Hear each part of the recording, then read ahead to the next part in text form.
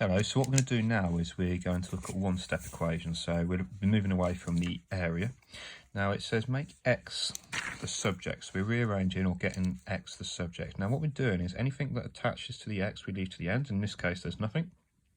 And we're trying to get x on its own. So to get rid of this plus 3, just like when we was doing linear equations, we do the opposite. So we take 3 from both sides.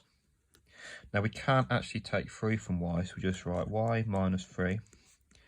And that equals x, and we've made x the subject, it's on its own. This one here, to get rid of that plus c, we do the opposite, which is taking away c. So we've got y minus c is equal to x. X is on its own. This one here is similar, it's just we've got a plus c this time. So to get rid of the minus c, we add c to both sides. So we've got y plus c is equal to x. I've called these one step because there's only one step that we have to do. Now this at the minute means y equals x times c.